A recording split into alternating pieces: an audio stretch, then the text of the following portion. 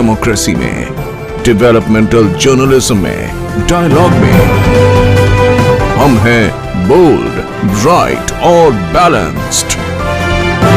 Deshbandhu presents TV live online TV, जहां है खबरें लगातार।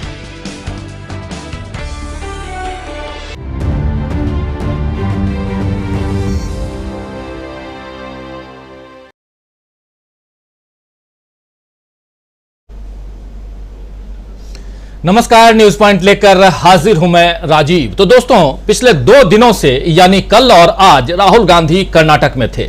उन्होंने उसी जगह से अपनी चुनावी सभा की शुरुआत की है, आप जानते हैं, जहां से 2019 में भाषण देने के कारण राहुल गांधी को 2 साल की सजा हुई है। बात कर रहा हूं मैं कोलार की। कोलार ऐसे तो आप जानते हैं कि भारत के इकलौते सोने की खान के लिए जाना जाता है। बहुत शानदार सोना कोलार में मिलता है, लेकिन यहां नेचुरल गोल्ड की जगह पॉलिटिकल गोल्ड खोजने की कोशिश भाजपा कर रही थी। मोदी सरनेम को बीजेपी ने ओबीसी के अपमान से जोड़कर कर्नाटक की चुनावी नैया को भाजपा पार लगाना चाहती थी, लेकिन वहां राहुल गांधी जब कल पहुंचे तो ऐसा पलटवार किया कि कर्नाटक ही नहीं बल्कि दिल्ली में बैठे हुक्मरान जो हैं उनकी भी पूरी की पूरी प्लानिंग धरी की धरी रह गई। आप तो जानते ही हैं कि इस बार कर्नाटक चुनाव में भाजपा के लिए कई तरह के संकट खड़े हैं। सबसे बड़ा संकट तो सत्ता बचाने का है, क्योंकि सत्ता में भाजपा किस ढंग से आई थी यहां बार बार बताने की जरूरत नहीं है, आप सब अच्छी तरह से जानते हैं। इसके अलावा भाजपा में चल रही भगदड़, और कई तरह के लोग कई तरह के ऐसी हेडिंग लगा भी रहे हैं, कर्नाटक भाजपा में भगदड़, ऐसी बातें बहुत लिख रहे हैं लोग, और इसमें कहीं कोई दो राय नहीं है, भगदड़ है। और खासकर वरिष्ठ नेताओं और पूर्व मंत्रियों का कांग्रेस प्रवेश, आरक्षण का मसला, सांप्रदायिक मसला, ये तमाम मसले ऐसे हैं जो खड़े कर दिए गए हैं और विवाद खड़े करने की कोशिश, और ये सब भाजपा की चुनावी जीत की संभावनाओं पर अब प्रश्न चिन्ह लगा रहे हैं। कुछ राजनीतिक विश्लेषकों की माने तो भाजपा की कोशिश हिंदू मुस्लिम कार्ड खेलने की है, क्योंकि ये कार्ड हमेशा भाजपा को, बीजेपी को, भारतीय जनता पार्टी को, जो भी कह ले, उसको फायदा दे जाता है। लेकिन इस बार राहुल गांधी ने कर्नाटक में चुनाव से ठीक पहले 2 ऐसे मुद्दों को हवा दे दी है जिन पर भाजपा फंस सकती है। राहुल गांधी ने कर्नाटक से जातिगत जनगणना का कार्ड खेला है, जिस पर भाजपा बिहार और उत्तर प्रदेश में पहले ही फंसी हुई है, और अब कर्नाटक से भी इसी मांग को राहुल गांधी ने उठा दिया है। सुनिए जरा राहुल गांधी को ओबीसी के मामले पर क्या कुछ कह रहे हैं। अच्छा, नरेंद्र मोदी जी ने एक और सवाल उठाया। उन्होंने कहा कि मैंने ओबीसी का अपमान किया है। सबसे पहले, मैं किसी का अपमान कभी नहीं करता हूं, मगर दूसरा सवाल और बड़ा सवाल, अगर नरेंद्र मोदी जी ओबीसी की बात करते हैं तो फिर सचमुच में हम ओबीसी की बात क्यों ना करें। और ओबीसी वर्ग के सामने 2-3 बड़े मुद्दे हैं, देश के मुद्दे हैं, उनके बारे में आपको थोड़ा सा बताना चाहता हूं। अगर हम चाहते हैं कि ओबीसी को ताकत दी जाए, राजनीतिक ताकत, आर्थिक ताकत, तो सबसे पहला कदम हमें यह मालूम होना चाहिए कि हिंदुस्तान में ओबीसी है कितना। अगर हम ओबीसी को ताकत देना चाहते हैं तो पहले यह समझना होगा कि देश में ओबीसी कितने हैं, दलित कितने हैं, आदिवासी कितने हैं। अगर हमें यही नहीं मालूम तो हम ओबीसी को शक्ति, ओबीसी को ताकत कैसे दे सकते हैं। जब हमारी सरकार थी, यूपीए की सरकार थी, 2011 में हमने सेंसस किया था, और पहली बार हमने सेंसस में सवाल पूछा था कि भैया आप ओबीसी हो, आप दलित हो, आप आदिवासी हो, आपकी जात क्या है। और पूरा का पूरा डेटा हिंदुस्तान की सरकार के पास है, मगर नरेंद्र मोदी जी ने डेटा पब्लिक नहीं किया है, छुपाया हुआ है। दिल्ली की सरकार को मालूम है ओबीसी की कितनी आबादी है हिंदुस्तान। अगर दिल्ली की सरकार किसी को बता नहीं रहे, तो मोदी जी अगर आप सचमुच में ओबीसी को ताकत देना चाहते हो, आर्थिक ताकत देना चाहते हो, राजनीतिक ताकत देना चाहते हो, तो सेंसस में जो डेटा है उसको पहले आप पब्लिक कीजिए, कि देश को पता लगे कि इस देश में ओबीसी वर्ग कितना है, दलित वर्ग कितना है, आदिवासी वर्ग कितना है। अगर आप नहीं करोगे तो कांग्रेस पार्टी यह काम करके दिखा देगी, क्योंकि हम झूठे वायदे नहीं करते हैं, हम सचमुच में ओबीसी वर्ग, दलित, आदिवासी वर्ग को ताकत देना चाहते हैं। हम चाहते हैं कि हिंदुस्तान के लोग, गरीब लोग, कमजोर लोग भी इस देश को चलाने में उनकी हिस्सेदारी हो। तो राहुल गांधी सीधा सीधा कर्नाटक से दिल्ली को चुनौती दे रहे हैं। दिल्ली में बैठे प्रधानमंत्री नरेंद्र मोदी की सरकार को चुनौती दे रहे हैं, मोदी जी को डायरेक्ट चुनौती दे रहे हैं। और ये बात जो आप सुन रहे थे, ये भाषण जो सुन रहे थे राहुल गांधी का, ये कल का भाषण, लेकिन आज ये माफ करें, ये आज का भाषण, कल भी उन्होंने ऐसी ही बातें की थी कोलार से, जब उन्होंने अपने इस चुनावी सभा की शुरुआत की। कल दरअसल 16 अप्रैल को कोलार पहुंचे थे राहुल गांधी और उन्होंने वहां भी ओबीसी के हक का सवाल और जातिगत आधारित जनगणना की मांग मोदी सरकार के सामने रखी थी। और कांग्रेस की जय भारत चुनावी रैली में उन्होंने कहा था कि संप्रग ने, यानी कि यूपीए की सरकार ने 2011 में जाति आधारित जनगणना की थी और इसमें सभी जातियों के आंकड़े हैं। प्रधानमंत्री जी, आप ओबीसी की बात करते हैं, उस डेटा को सार्वजनिक कीजिए, देश को बताइए कि देश में कितने ओबीसी, कितने दलित और कितने आदिवासी हैं। आंकड़ों को सार्वजनिक करने की जरूरत को रेखांकित करते हुए राहुल गांधी ने कहा था कि अगर सभी को देश के विकास का हिस्सा बनना है तो प्रत्येक समुदाय की आबादी का पता लगाना जरूरी है।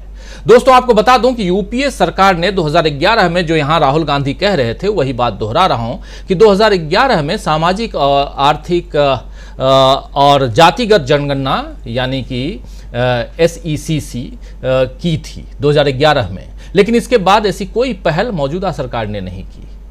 मौजूदा सरकार को चाहिए था कि इस जातिगत आधारित जनगणना को पब्लिक करे, जो यहां राहुल गांधी कह रहे हैं।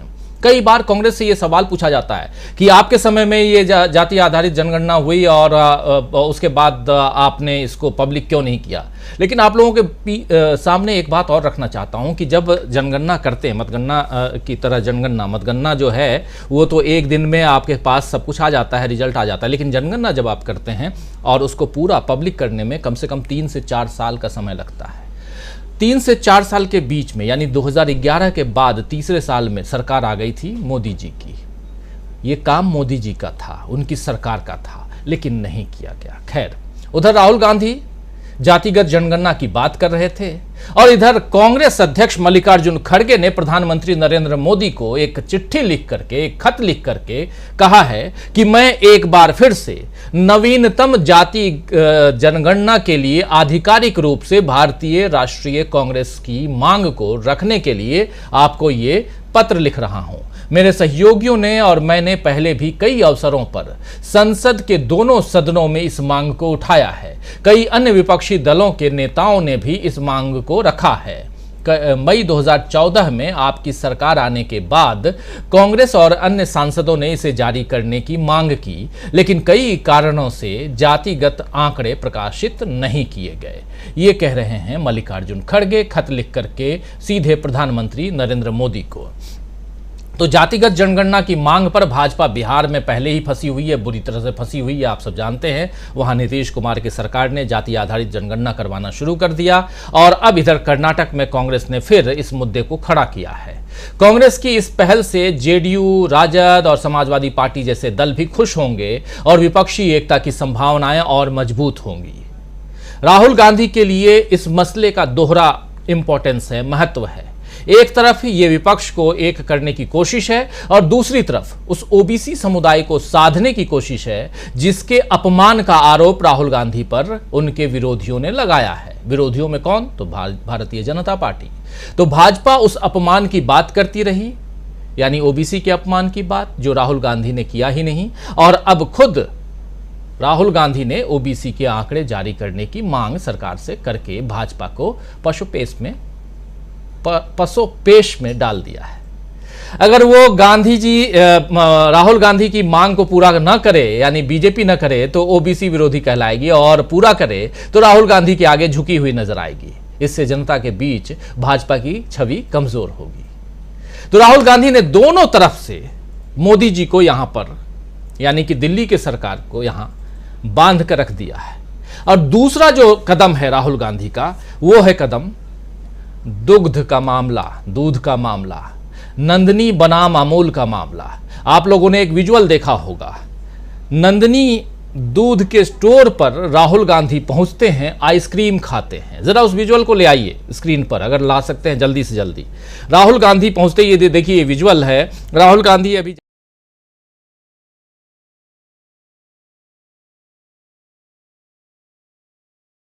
कर्नाटक में चल रहा था कुछ दिनों से। नंदिनी के अमूल द्वारा अधिग्रहण की जो आशंका है, उसके बीच माहौल में बाहरी बनाम स्थानीय का सवाल गहराता जा रहा था।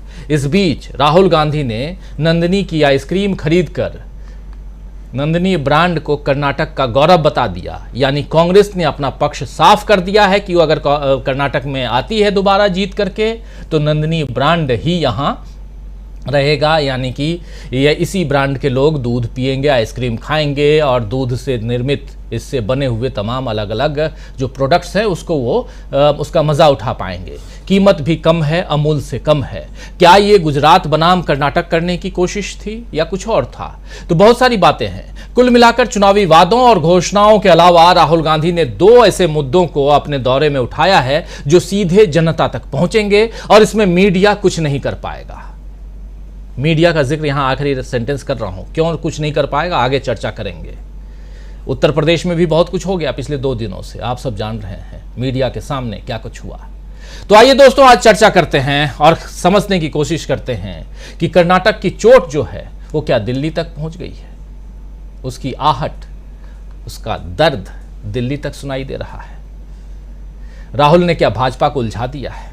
चलिए चर्चा की शुरुआत करते हैं। हमारे साथ कुछ वरिष्ठ साथी जुड़े हुए हैं, इन सबसे आपका परिचय करवाऊं और आगे बढ़ें। हमारे साथ देखिए इस वक्त 5 वरिष्ठ साथी जुड़े हुए हैं। प्रोफेसर अखिल स्वामी जी हमारे साथ हैं, प्रोफेसर रविकांत जी हैं, डॉक्टर प्रकाश हिंदुस्तानी जी हैं, डॉक्टर दीपक पाचपोर जी हैं, अमलेंदु उपाध्याय जी हैं। आप पांचों का स्वागत करता हूं इस कार्यक्रम में। और स्वागत, इस्तकबाल आप तमाम दोस्त साथी शुभचिंतक आप सबका जो अब तक जुड़ चुके हैं, जुड़ने वाले हैं। बहुत इंपॉर्टेंट दिन, सियासी अगर तस्वीर को देखा जाए भारत के, जैसे जैसे गर्मी बढ़ रही है वैसे वैसे सियासी गर्मी भी बढ़ती जा रही है, पारा चढ़ता जा रहा है, और खासकर कर्नाटक। लेकिन कर्नाटक का चुनाव क्या सिर्फ कर्नाटक तक सीमित है? कर्नाटक में जो कुछ हो रहा है वो सिर्फ कर्नाटक तक ही रह जाएगा? उसका रिजल्ट जिधर भी जाए, चाहे भाजपा की तरफ जाए या कांग्रेस की तरफ जाए, या उसका असर जो है वो दिल्ली तक पहुंचेगा? ये समझने की कोशिश करते हैं। आना चाहता हूं सीधा प्रोफेसर अखिल स्वामी जी, किस रूप में देखा जाए? दिल्ली भी हिलने वाली है अगर कर्नाटक में कुछ तख्ता पलट हो जाता है तो, या जो कुछ चल रहा है वैसे ही चलेगा और वहां आराम से नंदिनी की जगह अमूल भी बिकेगा, ये माना जाए? देखिए राजीव जी, वास्तविकता में आपके डिस्कशन में ये बात आई थी कि स्ट्रांग लीडरशिप के कुछ फायदे होते हैं, कुछ नुकसान होते हैं। स्ट्रांग लीडरशिप की जो ऑटोक्रेटिक लीडरशिप होती है उसके नुकसान अब आने शुरू हो गए सामने। एक तरफ तो कांग्रेस नीति बना के मोदी जी को घेर लिया है, दूसरी तरफ मुझे ऐसा लगता है कि जो भारतीय जनता पार्टी का टॉप लीडरशिप है, जिसमें अमित शाह भी हैं और योगी आदित्यनाथ हैं, उन्होंने भी मोदी जी को घेर लिया है। अब देखिए, अमित शाह जी को क्या आवश्यकता थी कि वो कर्नाटका जाके अमूल वर्सेस नंदिनी का प्रश्न उठाते? इसका मतलब यह है कि उन्होंने ये कोशिश कर ली है किसी प्रकार से मोदी जी को हटा के वो देश के प्रधानमंत्री बन जाए। आप खुद सोचिए कि जो मोदी जी की डिग्री दिखाने का प्रयास किया था वो अमित शाह जी ने किया था, और उन्होंने इतना भी ध्यान नहीं रखा कि उसमें यूनिवर्सिटी की स्पेलिंग चेक करवा लेते। उसमें यही चेक करवा लेते कि जो फॉन्ट था जब तक इजाद नहीं हुआ था और कैसे उसको टाइप करके दिया गया था। इसका मतलब यह था कि कुछ संघर्ष, सत्ता संघर्ष जो है वो बीजेपी के अंदर भी चल रहा है। आप ये देखिए कि एक संघर्ष चल रहा है कि कौन बड़ा हिंदुत्व लीडर है, योगी आदित्यनाथ बड़े हिंदुत्व लीडर हैं या मोदी जी बड़े हिंदुत्व लीडर हैं। और योगी आदित्यनाथ ने जिस प्रकार से ये किया है, एक हत्या कराई गई है प्रयागराज के अंदर, उसके बाद एक मैसेज देने का प्रयास किया है कि मैं बड़ा नेता हूं। और जो अमित शाह जी के बीच में और योगी आदित्यनाथ के बीच में संघर्ष चल रहा था, उसमें उन्होंने अपने को सबसे ऊपर रखने का प्रयास किया है।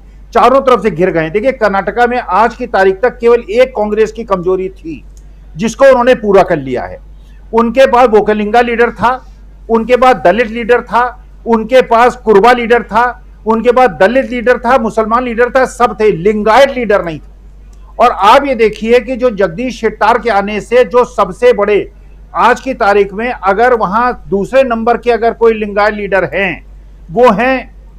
और ये आप देखिए कि जो बीजेपी की ओरिजिनल काडर था वो बीजेपी को छोड़ रहा है। जो हम लोगों ने आपके पैनल में पहले भी डिस्कस किया था कि जिस प्रकार से ये कांग्रेस के लोगों को अपने अंदर सम्मिलित कर रहे हैं और कांग्रेस की विचारधारा वालों के अंदर सम्मिलित कर रहे हैं, जो बीजेपी के लोग हैं वो फ्रस्ट्रेट हो जाएंगे।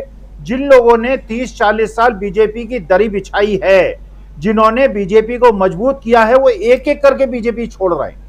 और आज के तारीख में जो वहां के मुख्यमंत्री हैं राजीव जी, अगर उनकी पृष्ठभूमि देखिए, उनके पिताजी जो कर्नाटका के मुख्यमंत्री रहे वो किस पार्टी के थे। ये जो इस समय मुख्यमंत्री हैं गोमई साहब पार्टी से आए हुए हैं बीजेपी में।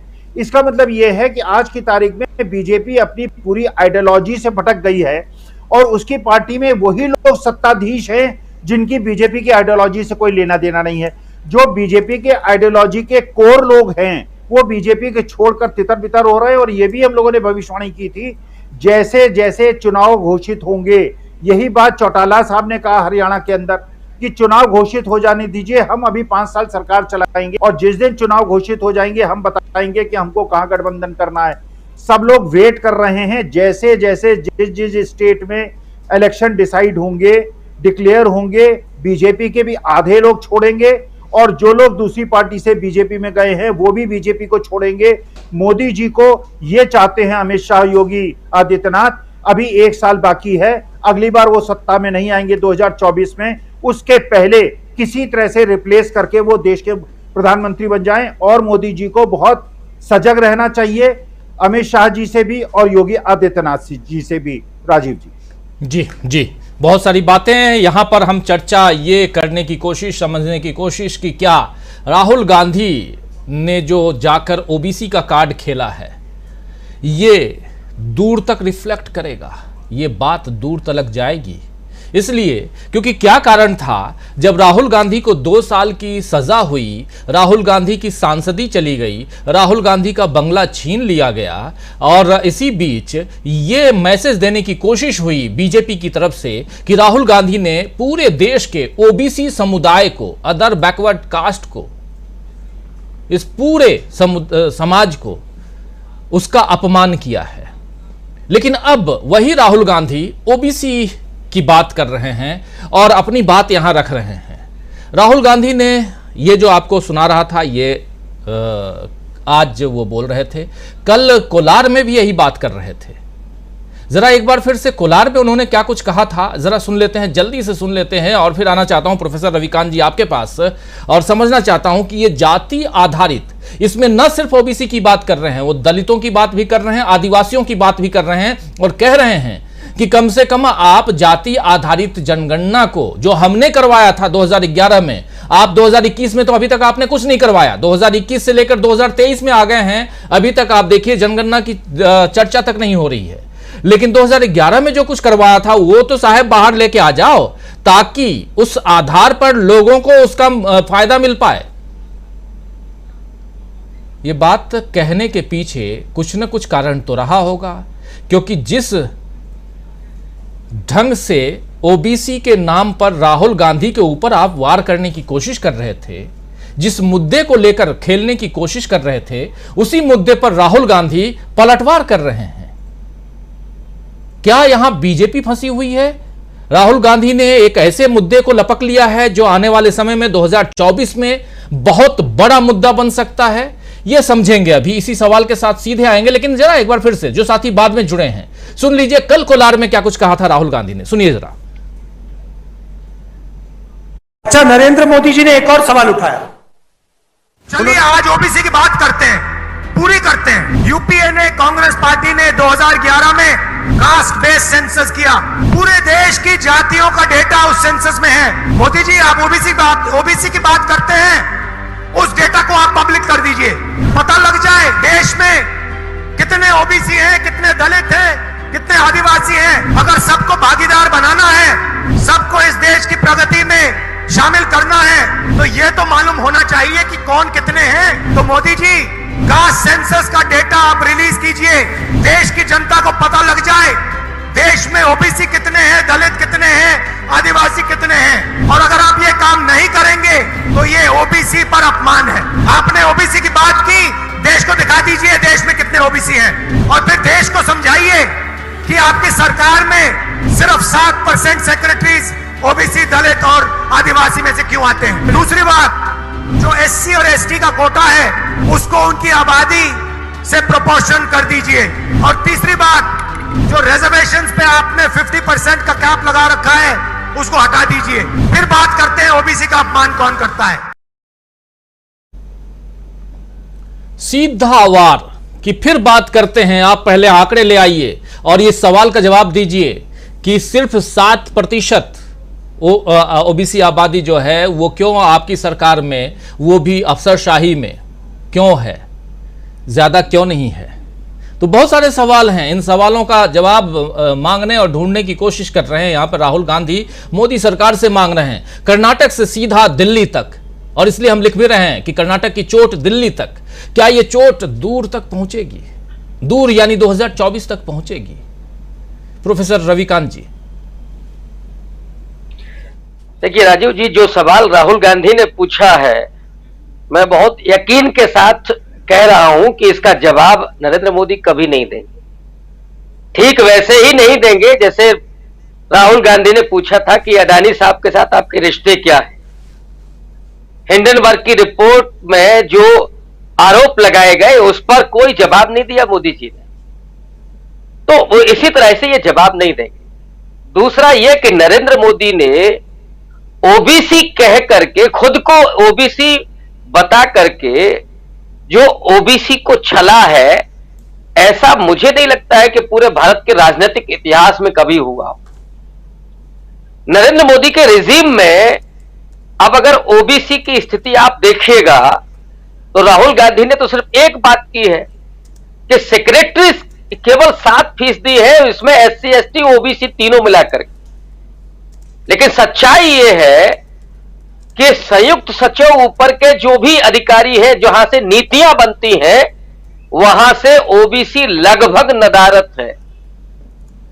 कितनी संवैधानिक संस्थाएं हैं जहां पे ओबीसी को प्रतिनिधित्व है, इसका जवाब ना में होगा। कितने वाइस चांसलर इस देश में ओबीसी समुदाय से आते हैं, दलित और आदिवासी समुदाय से आते हैं, यह भी जवाब वो नहीं देंगे। कितने प्रोफेसर्स आपके ओबीसी समुदाय के हैं सेंट्रल यूनिवर्सिटीज में, इसका भी जवाब मोदी जी नहीं देंगे। लेटरल एंट्री के जरिए जो आपने भर्तियां की, उसमें कितने आरक्षित वर्ग के थे, एससी एसटी ओबीसी के, ये भी जवाब मोदी जी नहीं देंगे। और इसलिए नहीं देंगे क्योंकि मोदी जी ने ओबीसी बन करके ओबीसी को छला है और उनके साथ अन्याय किया है। कांग्रेस पार्टी ने जो पिछले सेंसस में किया था 2011 में, वो समय की भी जरूरत थी और बहुत पहले से इसकी डिमांड होती आ रही थी। और उसकी मूल वजह यह है कि ओबीसी की जनगणना 1931 के बाद नहीं हुई। कई बार सुप्रीम कोर्ट ने भी, चाहे वो केशवानंद भारती का मामला रहा हो या जब भी ओबीसी के आरक्षण का मसला गया, सुप्रीम कोर्ट, सबसे पहले सुप्रीम कोर्ट की टिप्पणी यही होती थी कि जातिगत आंकड़ों के गैर मौजूदगी की वजह से हम ठीक ढंग से न्याय नहीं कर पा रहे, इसलिए उसने कई बार सरकार को निर्देशित किया। इतना ही नहीं, 2019 के चुनाव के पहले निवर्तमान गृह मंत्री राजनाथ सिंह ने बाकायदा लोकसभा में कहा था कि हम आगे चल करके जातीय जनगणना कराएंगे, लेकिन यह सरकार मुकर गई। और जब ये सवाल उठे ओबीसी के तमाम संगठनों के द्वारा, खुद कांग्रेस पार्टी के द्वारा, तो मोदी सरकार ने इसे कन्नी ही काट ली कि जाति जनगणना ही नहीं कराएंगे। और बहाना क्या लिया? कोरोना का। और उसमें जो समय सीमा दी थी वो थी दिसंबर 2022, लेकिन उसके बाद भी कोई सुबुगाहट नहीं है। तो दरअसल ये जो सवाल है जातीय जनगणना का, वो मोदी सरकार की गले की हड्डी बन चुका है। और इसलिए बन चुका है कि अगर जातीय जनगणना होती है तो इसका जो सबसे बड़ा बेनिफिट होगा वो ये कि जहां पर भागीदारी नहीं है, जहां पर आंकड़ों की जरूरत है, जो नीतियां बनाती है सरकार की, कहां जो पिछड़े लोग हैं, जो कमजोर लोग हैं, उनको क्या नीतियां होनी चाहिए, तो जनसंख्या अगर होगी, जनगणना अगर होगी, तो वो नीतियां ठीक ढंग से बन पाएंगी और उनके लिए राशि आवंटित हो पाएगी। लेकिन दूसरी तरफ यह भी है कि जिस ओबीसी को लेकर के मोदी जी बात करते हैं सीना ठोक करके कि हमने जो सामाजिक न्याय की राजनीति थी उसमें मंडल पार्ट 2 किया है, केवल उन्होंने मंत्रियों के मुखौटे दिखाए, केवल कुछ अपने नेताओं के नाम गिनाए, उनकी जातियां लिखी। ऐसा आजाद भारत के इतिहास में कभी हुआ था कि किसी पार्टी ने अपने सरकार में मंत्रियों के आगे जाति का नाम लिखा हो और एक एक करके सब बताया कि हमने फला जाति का मंत्री बनाया, लेकिन उस मंत्री के पास अधिकार क्या है ये आपको मालूम है? मुझे लगता है कि हम में से जितने लोग हैं वो 5 मंत्रियों से ज्यादा किसी का नाम नहीं बता पाएंगे कौन किस विभाग का मंत्री है।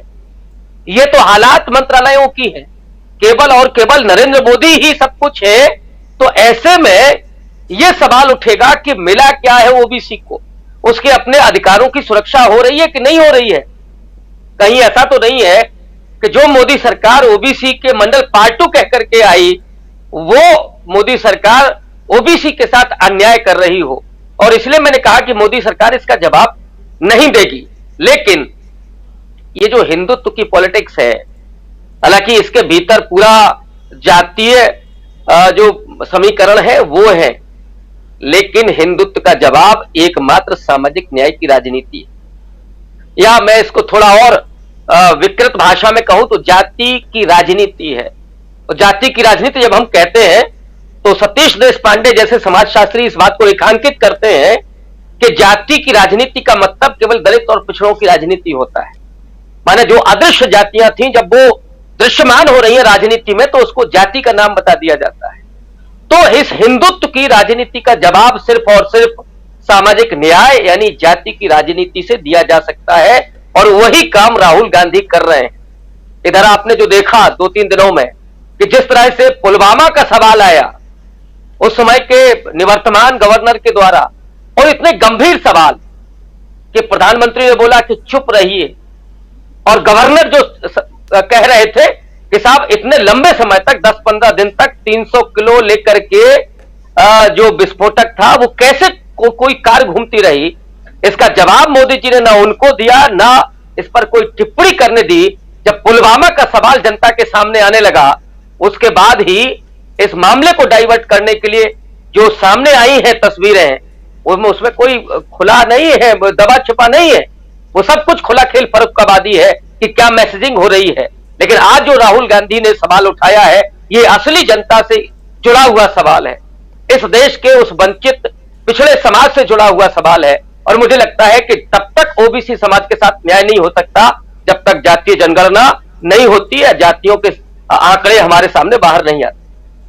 जी बिल्कुल, जातियों के आंकड़े की बात, और यही बात राहुल गांधी कह रहे हैं। लेकिन ओबीसी जनगणना हो, मतगणना हो या बाकी हो, यानी जाति आधारित जनगणना हो, सवाल ये है कि इस वक्त जब कर्नाटक में चुनाव है और उस कोलार से राहुल गांधी जब अपनी इस चुनावी सभा की शुरुआत करते हैं अपने, और वहाँ पर उसी ओबीसी मसले को लेकर आते हैं, तो क्या यहाँ उसी मुद्दे को उन्होंने पलटवार की तरह लिया है और वो गोल जो है फिर फेंकने की कोशिश की है इधर मोदी जी और अमित शाह जी के पोस्ट में? और क्या यहां वो डिफेंसिव मोड में है या ऑफेंसिव मोड में आने वाले हैं, क्या कुछ होने वाला है, क्या ये मुद्दा जो है वो 2024 का मुद्दा भी बन सकता है? और अगर 2024 का मुद्दा बनता है तो बिहार में ये मुद्दा ऑलरेडी गरमाया हुआ है, उत्तर प्रदेश भी जाति आधारित जनगणना की बात कर रहा है, और अगर दक्षिण का दरवाजा कहा जाने वाला अगर कर्नाटक भी उधर जाता है तो उत्तर से लेकर दक्षिण तक अगर ये मामला आता है तो क्या कांग्रेस के हाथ में, विपक्ष के हाथ में एक बहुत बड़ा मुद्दा आ गया है? समझने की कोशिश करते हैं इन सवालों के साथ डॉक्टर प्रकाश हिंदुस्तानी जी, किस रूप में देखा जाए? राजीव जी, एक और चीज राहुल गांधी ने कही, उन्होंने कहा कि हम सत्ता में आएंगे तो आरक्षण की मैक्सिमम लिमिट जो 50% है उसे बढ़ाने की, उसे खत्म करने की पहल करेंगे और समाज के सभी वर्गों को उनकी हिस्सेदारी दिलाने की कोशिश करेंगे। इससे साफ है कि राहुल गांधी का लक्ष्य क्या है। वो समाज में जिस तरह की राजनीति करना चाहते हैं, सभी वर्ग के लोगों को समाज में, सत्ता में पूरा हक दिलाना चाहते हैं, ये उनकी नीति से स्पष्ट है। इसके पहले उन्होंने जो 4 बातें कही, वो बातें भी वो है जो कर्नाटक में कांग्रेस का मास्टर स्ट्रोक कहा जा सकता है। एक, उन्होंने गृह लक्ष्मी की बात की कि हर गृहिणी को 2000 देंगे, गृह ज्योति की बात की कि हर घर को 2000 यूनिट तक बिजली फ्री देंगे, बेरोजगार युवाओं के लिए कहा कि हम उन्हें अगर डिग्री इंजीनियरिंग की है तो 3000 रुपए देंगे और डिप्लोमा है तो 1500 रुपए महीना देंगे और 10 किलो अनाज प्रत्येक परिवार को देंगे। ये सारी बातें मुझे याद दिलाती है मनमोहन सिंह जी के जमाने की मनरेगा जैसी योजनाओं के बारे में, जो बहुत सोच समझकर घोषित की गई थी। तो कर्नाटक से कांग्रेस अपना आगाज करने जा रही है फिर से। हिमाचल में तो आगाज किया ही था, लेकिन अब कर्नाटक में जिस तरह राहुल गांधी ने दावा किया कि 224 में से 150 सीटें 224 में से 150 सीटें हम लेकर आएंगे और बीजेपी को अधिक से अधिक 40 सीटों तक सिमटना होगा, तो ये सारी बातें बताती कि राहुल गांधी और कांग्रेस की तैयारी वहां कैसी है। एक और बात है कि बीजेपी ने यहां कर्नाटक में अपना असली चेहरा दिखा दिया है। जिन लोगों को उसने टिकट दिए हैं वो कैसे कैसे लोग हैं। खड़गे जी के सामने जिस व्यक्ति को टिकट दिया है वो कौन व्यक्ति जिस पर 30 आपराधिक मामले हैं, स्मगलिंग के मामले हैं, हत्या के प्रयास के मामले हैं। एक और रिटायर्ड आईएएस को बीजेपी ने टिकट दिया है, उस पर 4000 करोड़ के भ्रष्टाचार के मामले हैं। तो ये सब बातें उठाकर राहुल गांधी बताना चाहते हैं कि भ्रष्टाचार की बातें जो राहुल गांधी करते आए हैं वे कह रहे हैं और बीजेपी अभी भी सुधरी नहीं है, अपनी उसी कोशिश में है। पहला लक्ष्य राहुल ने स्पष्ट किया कि कर्नाटक में हम 150 सीटें लेकर आएंगे और 2024 के चुनाव का उन्होंने आगाज कर दिया, इशारा कर दिया कि 2024 में हम जो हमारी समाजवादी या समतावादी नीतियां हैं जिनमें दूसरी पार्टियों के लोग भी हमें समर्थन देंगे, इसका बिल्कुल उन्हें अंदाज है और बिहार में इसका इस्तेमाल शुरुआत हो चुकी है। तो ये सब बातें बहुत सोच समझकर राहुल गांधी ने कही। एक और बात उन्होंने कही कि जिस ओबीसी को लेकर प्रधानमंत्री बार बार कहते रहे कि कोलार में राहुल गांधी ने ओबीसी का अपमान किया, मोदी तमाम मोदी क्यों भ्रष्ट है ये कहकर, तो उन्होंने कहा कि ओबीसी के मामले में बीजेपी को ये काम करना चाहिए, लेकिन बीजेपी एक नारे की तरह ओबीसी को यूज कर रही है। ओबीसी शब्दावली बीजेपी के लिए एक नारा है, लेकिन हम उस पर काम करना चाहते हैं। तो राहुल गांधी का भाषण पावरफुल है और वे जो आगाज कर रहे हैं अब कर्नाटक से लगातार सक्रिय रहने वाले हैं। प्रियंका भी सक्रिय रहने वाली हैं और शायद सोनिया जी भी वहां आएंगी, खड़गे जी वहां सक्रिय हैं ही। तो ये सारी चीजें बीजेपी को हिलाने के लिए काफी है और बीजेपी को इसका एहसास हो चुका है, क्योंकि जगदीश शेट्टार जैसे आए पूर्व मुख्यमंत्री हैं, 30 बार के विधायक रहे, 30 साल से विधायक हैं, कई बार जो हैं, ऐसे व्यक्ति को बीजेपी छोड़ना पड़ी और बीजेपी ऐसे व्यक्ति को टिकट नहीं दे रही। तो स्पष्ट है कि बीजेपी की नीतियां क्या है, इरादे क्या है। एक और बात, येदियुरप्पा को जिस तरह अमित शाह ने नजरअंदाज किया, लेकिन अगली बार जब मोदी जी वहां गए तो मोदी जी ने जिस तरह येदी के नाम को लेकर नारे लगाए, उनके जिंदाबाद के नारे लगवाए, तो ये एक प्रधानमंत्री अगर एक पूर्व मुख्यमंत्री के नाम के जिंदाबाद के नारे लगवा रहा है तो स्पष्ट है कि वहां बीजेपी की स्थिति क्या होगी। तो मुझे लगता है कि कर्नाटक का चुनाव एक शुरुआत है और अब आगे के राज्यों विधानसभा चुनाव हैं उसमें भी ऐसी ही तीखी सीधी लड़ाई देखने को मिलेगी और 2024 के लोकसभा चुनाव में भी उसी का आगाज होगा। राजीव जी जी बिल्कुल 2000 वही समझने की हम कोशिश कर रहे हैं कि क्या ये 2024 की तैयारी कर्नाटक से हो रही है।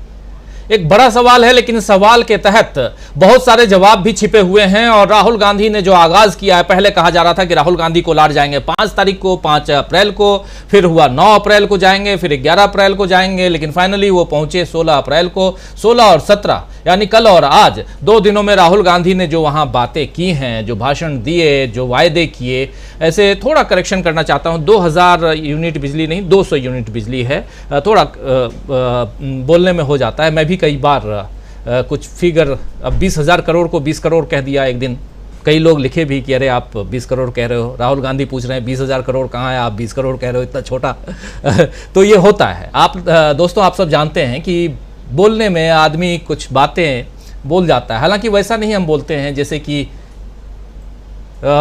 तक्षशिला जो है वो बिहार में और कुछ और 600 करोड़ लोगों ने वोट दे दिया, ऐसी बातें हम लोग नहीं करते हैं, हम लोग थोड़ा सा उसमें इधर उधर हो जाता है। खैर, आना चाहता हूं अमलेंदु उपाध्याय जी आपके पास। अमलेंदु जी, क्या 2024 का मान लिया जाए आगाज हो गया है कर्नाटक से आज कल? और जैसे राहुल गांधी ने जो भाषण दिया है वो भाषण, उस भाषण में आप देखिए कि दिल्ली की बातें बहुत हुई। राहुल गांधी इस बात से आश्वस्त हैं कि कर्नाटक हम जीत रहे हैं, उनकी बातों से, उनके भाषण से लगता है। लेकिन अब वहां से दिल्ली की राह यानी दिल्ली का रास्ता कैसे आसान किया जाए, ये इस राह पे अब चल निकले हैं राहुल गांधी, ये माना जाए। और इसीलिए वो ये बात भी कह रहे हैं कि ये 20,000 करोड़ रुपए किसके हैं, मैं आज भी पूछता हूं। अदानी और मोदी जी के संबंध क्या है, ये भी मैं पूछ रहा हूं। और ये भी पूछ रहा हूं कि मेरे ऊपर आप ओबीसी के अपमान का लांछन लगा रहे हैं, लेकिन आप खुद बताइए कि आप ओबीसी के लिए कर क्या रहे हैं। ये सवाल सिर्फ कर्नाटक का तो है नहीं।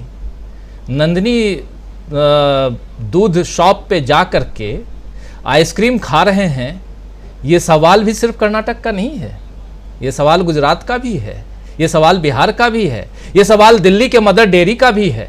ऐसे कई जगहों का ये सवाल है। अलग अलग राज्यों में जाइए तो हर राज्य में अपना दुग्ध केंद्र है और सहकारिता चरम पे रही है श्वेत क्रांति के दौरान, आप सब जानते हैं, जिसमें अमूल भी आया, मदर डेयरी भी है, बिहार में सुधा है, उधर छत्तीसगढ़ में भी है, कर्नाटक में नंदिनी है, ऐसे कई, मैं नहीं जानता हूं, आप लोग अच्छी तरह से जानते होंगे अपने अपने राज्यों के। तो क्या माना जाए अमलेंदु जी, आगाज है ये 2024 का? तौर पर राजीव जी 2024 का आगाज इसको माना जा सकता है। और राहुल गांधी जिन मुद्दों पे बात कर रहे हैं वो अकेले कर्नाटक के मुद्दे नहीं, खासतौर से जो जातिगत जनगणना की बात कर रहे हैं वो तो निश्चित तौर पर अकेला कर्नाटक का मुद्दा नहीं है, वो तो राष्ट्रीय स्तर का मुद्दा है। और इसके जरिए राहुल गांधी ने एक जो वैचारिकी वाली बात कही थी कि विचारधारा के आधार पर हमको विपक्षी दलों के साथ एकजुटता बनानी है, तो इसका मतलब उन्होंने अपना वैचारिक आधार भी एक तरीके से पेश कर दिया कि हमारा वैचारिक आधार क्या है और 2024 के लिए हमारे जो मुख्य मुद्दे होंगे उनमें एक मुद्दा हमारा जो है वो कौन सा महत्वपूर्ण मुद्दा होगा, ये उन्होंने वहां से स्पष्ट कर दिया। चूंकि जो अधिकांश दल जिनके साथ गठबंधन होना है 2024 के लिए, विपक्षी गठबंधन होना है, उनमें अधिकांश दल जो हैं वो जातिगत जनगणना की मांग करने वाले हैं, या कहिए कि ओबीसी पॉलिटिक्स करने वाले हैं जिनके साथ गठबंधन होना है। तो ये एक संकेत जो है राहुल गांधी ने वहां से दे दिया है कि ये क्या जो है आगे की रणनीति होगी। दूसरा राजीव जी, मुझे अच्छी तरीके से याद है कि जो जातिगत जनगणना की बात है जो 2011 के सेंसस में कराई गई, उस समय एनडीए के संयोजक हुआ करते थे शरद यादव जी, और शरद यादव ने ही ये संसद के अंदर मांग उठाई थी और उस पर प्रधानमंत्री डॉक्टर मनमोहन सिंह ने आश्वासन दिया था कि हम इसको शामिल कर रहे हैं। उसके बाद वो जनगणना में जातिगत जनगणना शुरू हुई। यानी कि भारतीय जनता पार्टी जो है सदन के अंदर जो एक एनडीए के होते हुए जिस मांग को रख रही थी, आज उससे पीछे क्यों हट रही है? इसका मतलब प्रधानमंत्री का ओबीसी का नारा जो है वो फर्जी है और जो राहुल गांधी कह रहे हैं कि ओबीसी की जब बात करते हैं तो आइए असली बात कर ली जाए, तो असली बात प्रधानमंत्री करना नहीं चाहते हैं। और उसका कारण है कि जो आरएसएस है, जो सब कुछ नियंत्रित करता है, प्रधानमंत्री नरेंद्र मोदी को भी नियंत्रित करता है, उसकी जो वैचारिकी है वो सामाजिक न्याय के खिलाफ है। इसलिए जो भी चीजें हो रही हैं, तो ये मुझे लगता है वैचारिक आधार राहुल गांधी ने पेश किया है। निश्चित तौर पर 2024 में भारतीय जनता पार्टी के लिए बड़ी परेशानी पैदा करने वाला है। अब जिस तरीके से वहां नंदिनी के उस पे गए, शॉप पे गए राहुल गांधी, और नंदिनी का वहां प्रोजेक्ट उन्होंने खरीदे, तो ये तो जाहिर बात है कि अमित शाह जो फेंक के आए थे वहां, असल में देखिए परेशानी क्या है भारतीय जनता पार्टी की, राजीव जी, कि देश भर में जिन भी राज्यों में सहकारिता आंदोलन मजबूत हुए, तो उन सहकारी संस्थाओं से जो नेतृत्व निकल करके आया है, तो वो जमीनी नेतृत्व होता है। दूसरा, वो अधिकांश नेतृत्व जो है वो गैर भाजपाई है। अधिकांश उनमें समाजवादी विचारधारा के लोग निकल करके आए, जो सहकारिता की राजनीति निकल के आए। चाहे उत्तर प्रदेश को आप ले लीजिए, चाहे कर्नाटक को लीजिए, कर्नाटक में जो नेतृत्व निकल के आया है उसमें अधिकांशतः कांग्रेस के जुड़े हुए लोग हैं। इस समय जो है उत्तर प्रदेश में अधिकांश लोग जो है वो जो सहकारी आंदोलन से आते हैं, वो निकल करके वो सब समाजवादी विचारधारा के लोग आते रहे। तो भारतीय जनता पार्टी को ये सहकारी आंदोलन जो है सामाजिक न्याय की तरीके से हमेशा उसकी आंखों में खटकता रहता है, और इसलिए उसने सहकारिता आंदोलन को पूरे देश भर के अंदर कमजोर करने की लगातार कोशिशें की। जिस तरीके से खाद का जो है किसानों जब बुआई होती है और खाद का कृत्रिम संकट पैदा किया जाता है, तो वो भी एक तरीके से सहकारी आंदोलन को कमजोर करने की कोशिशें होती है। खाद अपने आप उसका संकट पैदा नहीं होता है, अकाल पैदा नहीं होता है, वो जानबूझ के किया जाता है। तो ये भारतीय जनता पार्टी की पूरी जो राजनीति है उसको एकदम से उघाड़ने वाला है। अमूल जो है वो सिर्फ नंदिनी को हड़पना नहीं चाहता है, उत्तर प्रदेश में भी पराग को हड़प गया है। उत्तर प्रदेश में एक समय पराग जो है महत्वपूर्ण सहकारी आंदोलन हुआ करता था, और जगह जगह जो है पराग के आउटलेट्स हुआ करते थे। अब हमको तो यहाँ हम ग्रेटर नोएडा में रहते, पराग मिलता ही नहीं है कहीं। तो यानी उत्तर प्रदेश में भी अमूल जो है वो हड़प गया एक तरीके से, और दिल्ली में भी मदरजेरी को हड़पने की कोशिश की जा रही है। अब ये सही है कि दूध के मामले में सहकारी आंदोलन की शुरुआत अमूल से हुई, वहां आनंद से हुई, ठीक है, लेकिन वो शुरुआत हुई। लेकिन इसका मतलब ये नहीं है कि आप जो है गुजरात की संस्था को जो है पूरे देश के अंदर जो हावी कर दें। तो इसके जरिए जो है वो जो जिस तरीके से सहकारी आंदोलन को तोड़ने की कोशिश हो रही है, तो ये भी एक सहकारी आंदोलन को भी किस तरीके से जिंदा किया जाना है, मुझे लगता है ये भी राहुल गांधी ने एक संदेश जो देने की कोशिश की है। तो कुल मिला के राजीव जी, भारतीय जनता पार्टी के सामने परेशानियां बहुत ज्यादा है। उत्तर प्रदेश में जिस तरीके से पिछले दिनों घटनाएं हुई है, स्वामी जी बिल्कुल सही कह रहे हैं कि ये असल में भारतीय जनता पार्टी की जो अंदरूनी वर्चस्व की राजनीति है उसमें अतीक अहमद को एक बोहरा बनाया गया है। वरना अतीक अहमद के ऊपर मुकदमे तो पहले भी थे, भाई मायावती की सरकार थी तब भी फरार थे अतीक अहमद। तो अतीक अहमद आज ही माफिया होगा, पहले माफिया नहीं थे क्या? तो अतीक अहमद को जो है निशाना बना के, चूंकि कर्नाटक का चुनाव भी है तो वो भी फायदा लिया जाए, जो अंदर की राजनीति भारतीय जनता पार्टी की उसमें किस तरीके से मुहरा बनाया जाए, ये सब चीजें की जा रही है। तो मुझे लगता है कि भारतीय जनता पार्टी के अंदर की चीजें भी आगे आने वाले दिनों में बहुत ज्यादा खराब होंगी। और जिस तरीके से भारतीय जनता पार्टी के बड़े बड़े नेता, मतलब जगदीश शेट्टार जो है मुख्यमंत्री भी रहे, भाजपा के अध्यक्ष भी रहे, 6 बार के एमएलए हैं, अगर उनको बेइज्जत होकर के भारतीय जनता पार्टी जो है वो बाहर कर रही है एक तरीके से, तो आप समझ सकते हैं कि जो बाहर असली कैडर है उसकी क्या स्थिति होगी। और आज जो भारतीय जनता पार्टी के जितने मुख्यमंत्री हैं, आप उनका इतिहास उठाकर देख लीजिए, उनमें से कितने जो है, मैं योगी आदित्यनाथ के वो जो है संघ परिवार की उस पृष्ठभूमि से आते हैं। मुझे लगता है चाहे एक आदि कोई होगा, मतलब कोई भी नहीं है उस पृष्ठभूमि से आने वाला। तो कुल मिला जो नमो पार्टी बनी है, तो भारतीय, ये किसी और के लिए चिंता का विषय नहीं है, ये भारतीय जनता पार्टी कैडर के लिए चिंता का विषय है कि नमो पार्टी से भाजपा आरएसएस गायब क्यों होता जा रहा है। जी बिल्कुल बिल्कुल, नमो पार्टी से भाजपा और आरएसएस, देखिए बहुत इंपॉर्टेंट बात यहाँ कह रहे हैं। लेकिन क्या ये जो राह पर अभी राजनीति चल रही है, जिस राह पर, चाहे वो कांग्रेस की राजनीति हो, राहुल गांधी की राजनीति हो, स्टार प्रचारक राहुल गांधी हैं, आप देख रहे होंगे कि मल्लिकार्जुन खड़गे साहब जो अध्यक्ष हैं वो पहले भाषण देते हैं, बाद में ब्रांड एम्बेसडर आता है भाषण देने के लिए, यानी राहुल गांधी ब्रांड एम्बेसडर बन चुके हैं भारत जोड़ो यात्रा के बाद। और उनकी एक अलग डिमांड इस तरह से कि अब शरद पवार भी आते हैं तो राहुल गांधी से मिलने आते हैं। ये अभी आप लोगों ने कुछ दिन पहले देख लिया इसी दिल्ली में, नीतीश कुमार भी आते हैं, राहुल गांधी से मिलते हैं, मल्लिकार्जुन खड़गे तो रहते ही हैं, अध्यक्ष हैं। तो क्या राहुल गांधी ने 2024 के लिए जो चुनावी बिगुल है वो फूंक दिया है कर्नाटक से? कल कोलार से, ये माना जाए? जरा आना चाहता हूं इसी सवाल के साथ में डॉक्टर दीपक पाचकोड़ जी। जी, निश्चित रूप से, हालांकि मुझे तो ऐसा लगता है कि 2024 के चुनाव का जो आगाज है वो उसी दिन हो गया था जब राहुल गांधी ने कन्याकुमारी से अपनी भारत जोड़ो यात्रा की शुरुआत की थी, जिसकी बात हम कई बार कह चुके हैं। रास्ते में बहुत सारी चीजें ऊपर आती गई, कई चीजें कंसोलिडेट होती गई, छोटी मोटी चीजों को छोड़ते चले गए, जैसे उसमें कुछ विवाद थे, वो विवाद जो धीरे धीरे अप्रासंगिक होते गए, और होते होते जब आखिर में जब ये यात्रा खत्म हुई, उसके बाद लोकसभा में राहुल गांधी का भाषण हुआ, उसके बाद जो उनको निकाला गया वगैरह वगैरह, अपनी जगह पे ठीक है। लेकिन अब जो है इश्यूज जो है 2024 के, वो निश्चित रूप से बहुत ही कंसोलिडेट होके, बहुत ही प्रगाढ़ होकर अब सामने आ रहे हैं, जिसके बल पर ही लगता है कि लोगों को कोई ना कोई निर्णय लेना होगा।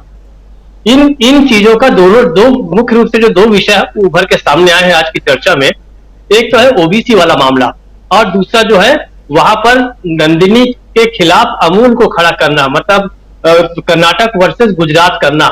इसमें दो तीन चीजें हैं। देखिए, पहली तो मैं अमूल देश के सबसे अच्छे सहकारिता और सफल आंदोलनों में से एक है। दो है कायदे से, एक तो जो कॉफी बोर्ड के जो एम्प्लॉइज का जो एक एसोसिएशन है, आपको पता होगा पूरे हिंदुस्तान में जो कॉफी हाउसेस चलाते हैं, वो सफलतम है।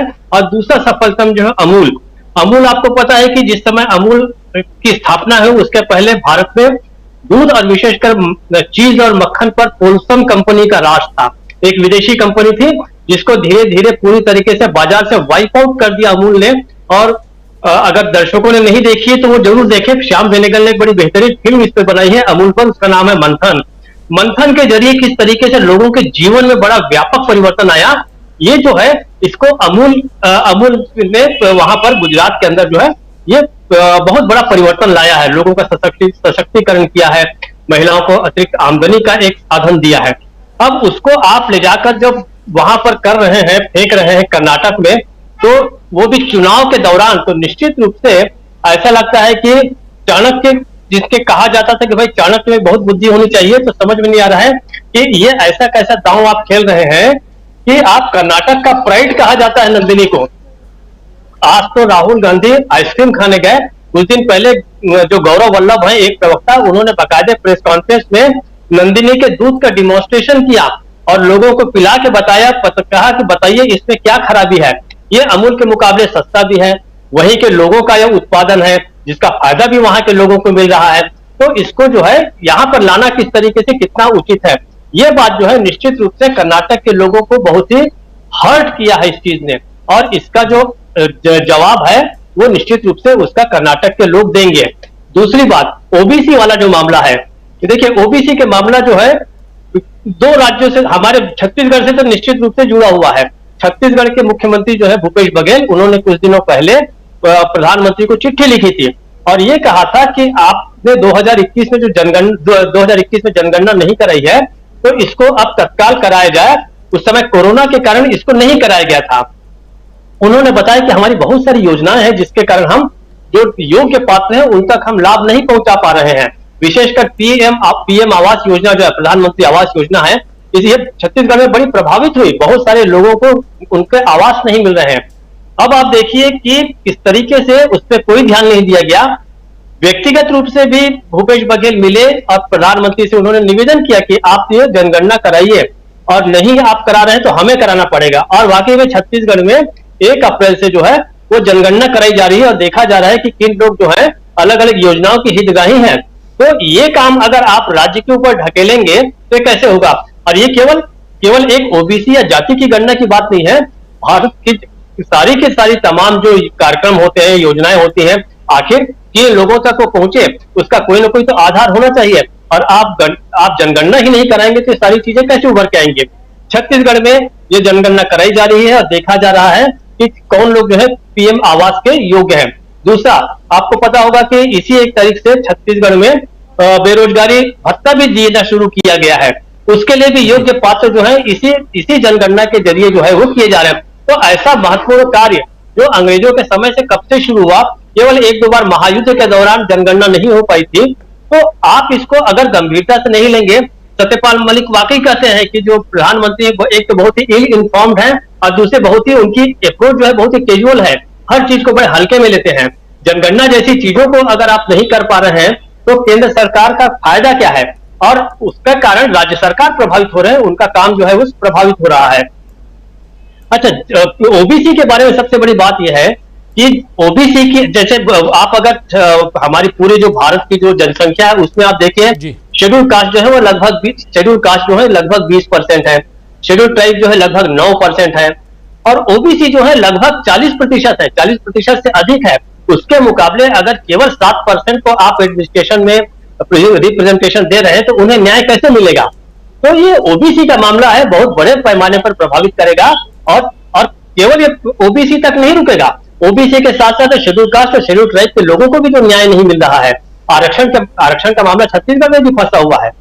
तो ये इन्होंने जो दांव खेल, इसको दांव नहीं कहा जाएगा, ये बहुत ही जायज मांग है, और इस जायज मांग को निश्चित रूप से आगे बढ़ाना चाहिए। इसका असर बाकी राज्यों पर भी पड़ेगा, और अगर कोई ये नहीं कह सकता राहुल गांधी पे या कांग्रेस पे कि आप ओबीसी का अपमान कर रहे हैं।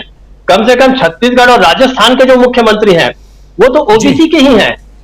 छत्तीसगढ़ का जो ओबीसी है वो तो चलिए मानेंगे कि आप बहुत सारे और ओबीसी विधायक चुने गए हैं, लेकिन राजस्थान के बारे में मजेदार बात यह है कि ओबीसी से केवल अशोक गहलोत ही हैं अकेले। अशोक गहलोत बार बार बोलते हैं कि आप देखिए मैं तो अपनी जाति का अकेला विधायक हूं, लेकिन बाकी 33 कौम के जो लोग हैं, जातियों के जो लोग हैं, वो सब लोगों ने मिलकर मुझे मुख्यमंत्री बनाया है। तो यहाँ अपमान कौन कर रहा है? अपमान होने का कोई सवाल ही नहीं उठता। तो ओबीसी का जो मामला है ये मैं इसको केवल राजनीतिक दांवपेच से आगे बढ़ के देखता हूं कि ये देश के एक बड़े वर्ग को न्याय पहुंचाने की बात है, और अगर आप न्याय देने की बात करेंगे तो लोग आपको निश्चित रूप से वोट भी देंगे अगर उनमें थोड़ी भी समझदारी होगी, क्योंकि आप केवल वादा नहीं कर रहे हैं, आपने करके दिखाया है। आपके दो मुख्यमंत्री हैं, दोनों ओबीसी वर्ग से हैं, तो इसलिए ये बात बहुत आगे तक जाएगी राजू जी, ऐसा मुझे लगता है। जी बिल्कुल बिल्कुल, बहुत सारी बातें आप यहाँ कर भी रहे हैं, और देखिए मज़ेदार तथ्य आप यहाँ रख रहे हैं कि चाहे छत्तीसगढ़ हो या राजस्थान हो, इन दोनों जगहों के मुख्यमंत्री ओबीसी समुदाय से आते हैं। और ओबीसी का कार्ड अगर बीजेपी कुछ दिनों पहले खेलने की कोशिश कर रही थी तो उसी तीर से पलटवार किया है राहुल गांधी ने, और ऐसा पलटवार कि 2024 में शायद मुंह की खानी पड़े भाजपा को, और खासकर उन रणनीतिकारों को जो राजनीति में अलग अलग ढंग से अलग अलग मुद्दों को खड़ा करने की कोशिश करते हैं। जाति आधारित जो मुद्दा है, बीजेपी हमेशा 80 और 20, 85 और 15 इन सब की बात तो करती रही, और साथ साथ सांप्रदायिक ध्रुवीकरण की कोशिश तो करती रही है। ये उनकी रणनीति में रहा है, और ये बीजेपी के लोग भी कहते हैं, इसलिए यहाँ आप लोगों के बीच रखना कोई गुनाह नहीं कर रहा हूँ। ऐसी रणनीति रही है बीजेपी की, क्योंकि अगर हिंदू धर्म या हिंदू की बात उनके रहनुमा के रूप में अगर एक पार्टी अपने आप को खड़ा करते रही है 1980 से लेकर के, मतलब पिछले 44 साल से, तो ये बात तो होगी ही। लेकिन सवाल यहाँ ये उठता है कि क्या राहुल गांधी ने पलटवार नहीं किया? क्या अब मुद्दे जो हैं वो विपक्ष बना रहा है? जिन मुद्दों को पहले बीजेपी बनाती थी, जिस पिच पर बीजेपी विपक्षी दलों को बुलाती थी और अपने हिसाब से, आपको याद होगा कि हिंदुस्तान में जब विदेशी टीम आती हैं खेलने के लिए, खासकर क्रिकेट की बात कर रहा हूं, तो कई जगह ऐसे ऐसे पिच बनाए जाते थे, अभी भी बनाए जाते होंगे, जहां पर अपने हिसाब से बॉलिंग होती है, उनको हरा करके हम भेज दिया करते हैं। चाहे दिल्ली का फिरोज शाह कोटला मैदान हो, जब अरुण जेटली मैदान हो गया है, चाहे कोलकाता का ईडन गार्डन्स हो, चाहे मुंबई का वानखेड़े मैदान हो, या चेन्नई का चेपक स्टेडियम हो, हर जगह ऐसे स्टेडियम्स, ऐसे पिच बनाए जाते थे। लेकिन क्या, और उसी हिसाब से बीजेपी करती रही। लेकिन अब पिच बना रहे हैं राहुल गांधी, पिच बना रही है बीजेपी, माफ करें कांग्रेस पार्टी, पिच बना रहे हैं विपक्षी दल, क्योंकि अरविंद केजरीवाल भी अभी थमे नहीं हैं। आज भी अपने विधानसभा में एक दिन की विधानसभा बुलाई थी, और उसमें एक 4 साल के चौथी क्लास के राजा की कहानी बता रहे थे। वो आप लोगों ने अगर देखा हो, नहीं देखा हो तो देखिएगा। एक राजा की कहानी आज सुना रहे थे जो चौथी पास है। तो यानी पिच जो है विपक्ष बना रहा है। और क्या अब ये माना जाए कि एक एज है विपक्ष के पास? हो सकता है प्रोफेसर अखिल स्वामी जी, मैं ये बात बहुत जल्दबाजी में या बहुत पहले बोल रहा हूं, लेकिन अगर दीपक पासपोर्ट जी की माने तो कह रहे हैं दीपक जी कि इसकी शुरुआत 7 सितंबर 2022 को ही हो गई थी, 2024 की शुरुआत। और अगर यह माना जाए तो यह जल्दबाजी नहीं है, लेकिन अब एज जो है वो विपक्ष के पास है, यह माना जाए। और उस हिसाब से बैकफुट पर आज की तारीख में बीजेपी दिखाई दे रही है। 13 मई को जब रिजल्ट आएगा और रिजल्ट अगर बीजेपी के पक्ष में नहीं गया, अगर बोल रहा हूं नहीं गया, तो फिर क्या हो सकता है? और क्या 2024 की राह बीजेपी के लिए और कठिन होती जाए, रास्ता जो है कठिन होता जाएगा, मुश्किल में बीजेपी फंसती नजर आएगी? क्या कुछ आप देखते हैं? आइए चलिए राजीव जी, ऐसा करते हैं, थोड़ा सा एनालाइज कर लेते हैं। जी बिल्कुल। देखिए, बीजेपी का जो स्ट्रॉन्गेस्ट एरिया है वो है उत्तर प्रदेश। उत्तर प्रदेश में जब 2017 का इलेक्शन लड़ा गया था, किसका चेहरा दिखा के इलेक्शन लड़ा गया था? एक ओबीसी नेता का। और वहां पे कौन नेता बना? ओबीसी। हमें जाति की बात नहीं, लेकिन उस जाति का बना जिसकी प्रपोर्शन बाकी जातियों से बहुत कम, सवर्णों में भी सबसे कम है। और आप देखिए, आरएसएस इनकी मुख्य संस्था है। आरएसएस में अगर ओबीसी को इन्होंने संघ प्रमुख बना दिया होता तो शायद ये कहते कि ये ओबीसी को स्थान देना चाहते हैं। तीसरा पक्ष देखिए, नरेंद्र मोदी जी की जो कास्ट है, आज से 20 साल पहले क्या वो सवर्ण नहीं थे? किस साल में वो बैकवर्ड में आए? वो बैकवर्ड में तब आए जबकि मोदी जी चीफ मिनिस्टर बने। आप देखिए, उत्तराखंड का चीफ मिनिस्टर कौन है? उसी जात का है जिस जात का उत्तर प्रदेश का है। वहां भी ब्राह्मणों को स्थान नहीं मिला, दलित को स्थान नहीं मिला, बैकवर्ड को स्थान नहीं मिला, राजपूतों को स्थान मिला, जो कि हार्डली उत्तर प्रदेश में 6-7% हैं। अब ये देखिए, आसाम का मुख्यमंत्री कौन है? क्या कोई ओबीसी है? जितने भी स्टेट्स हैं, आप कांग्रेस का अगर विश्लेषण करेंगे, 3 स्टेट में से 2 स्टेट में ओबीसी चीफ मिनिस्टर है। और ये दोनों वो स्टेट्स हैं जो कि बड़े स्टेट्स हैं। राजस्थान भी एक बड़ा स्टेट है और छत्तीसगढ़ भी हिमाचल प्रदेश की तुलना में बड़ा स्टेट है। तो रिप्रेजेंटेशन किसको ओबीसी ने ज्यादा दिया? अच्छा, दूसरा पक्ष देखिए, आप एक एनालाइज ये करवाइए, अपने एनालिसिस करवाइए किसी माथत से, जो फेसबुक और व्हाट्सएप पे ओबीसी रिजर्वेशन का, शेड्यूल ट्राइब रिजर्वेशन का विरोध करते हैं, वो काडर किसका है? उनकी सारी पोस्टों का अगर एनालिसिस करेंगे तो वो घर घर मोदी, हर हर मोदी की बात भी करेंगे और रिजर्वेशन का विरोध भी करेंगे। और जितना भी काडर आप देखेंगे आरजेडी का और जनता दल यूनाइटेड का या कांग्रेस का या सपा का, वो सारा काडर जो है वो रिजर्वेशन के पक्ष में होगा। इसका मतलब ये है कि मुंह पे आप बात करते हैं ओबीसी का, लेकिन आपका काडर जो है, जो बीजेपी का काडर है, वो मनुवादी काडर है। जैसे कहा गया कि वास्तविकता में इनकी जो फिलॉसफी है वो मनुवाद की फिलॉसफी है, जो डॉक्टर लोहिया ने और जयप्रकाश नारायण ने और इन लोगों ने जो स्थापित करने का प्रयास किया था, महात्मा गांधी ने। और जो ओबीसी की जनगणना अगर हो जाएगी तो ये पता चलेगा। देखिए, सामाजिक समरसता के लिए जो भीमराव अंबेडकर साहब ने किया था, सामाजिक समरसता के लिए, देश की एकता और अखंडता के लिए आपको प्रतिनिधित्व देना पड़ेगा। लेकिन रिजर्वेशन को जिस प्रकार से प्राइवेटाइजेशन करके धीरे धीरे ऑलमोस्ट खत्म कर दिया गया है, पिछले 9 साल के अंदर कितनी सरकारी नौकरियां दी गई हैं, उसको भी खत्म करने के लिए पहले आपने प्राइवेटाइजेशन किया, उसके बाद लेटरल एंट्रीज कर ली।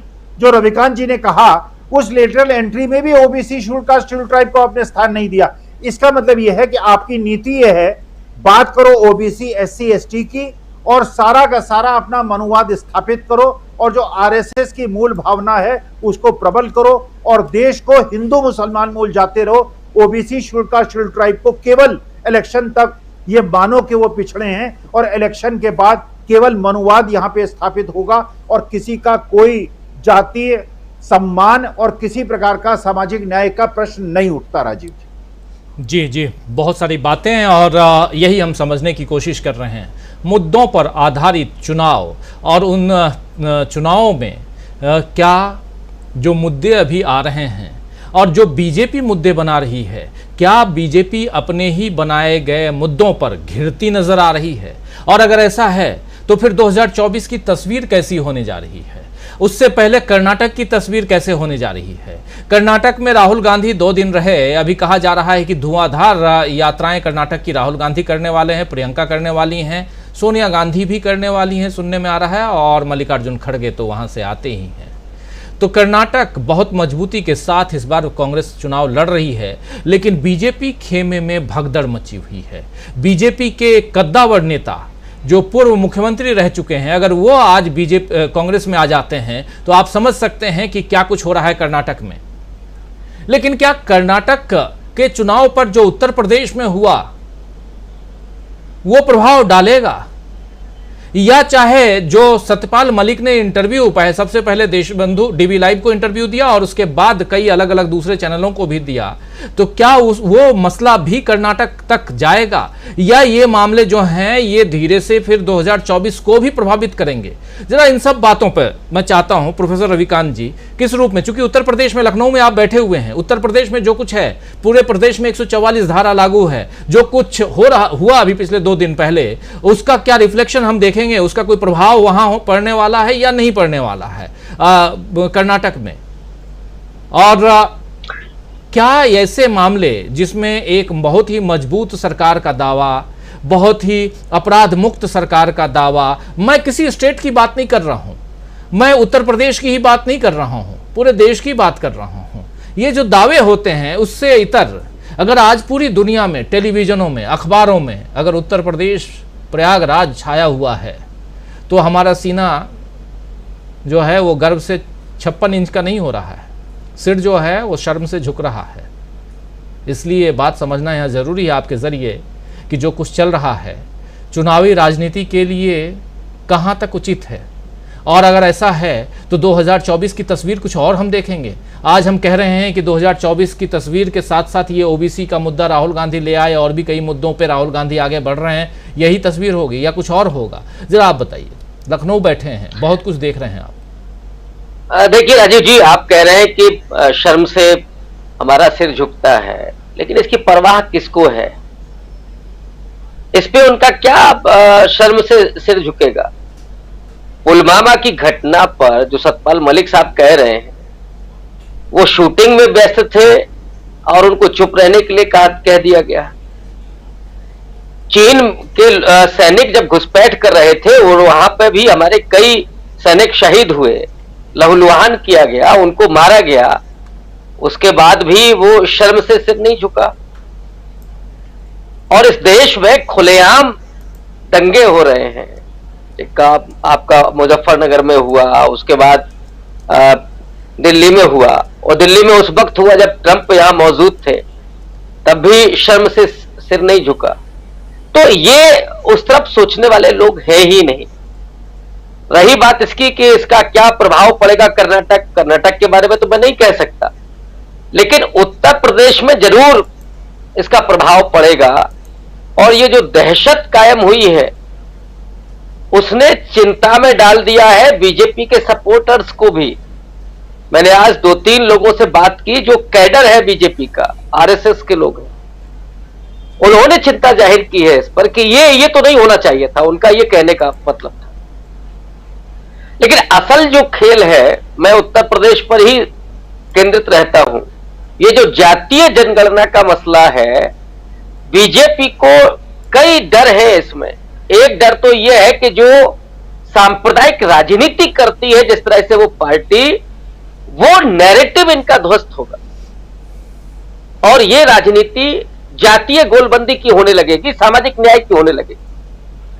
तो एक तो वहां से डर है। दूसरा, उत्तर प्रदेश और बिहार जो सामाजिक राजनीति के गढ़ रहे हैं और यहां पर कुल मिलाकर के 120 सीटें आती।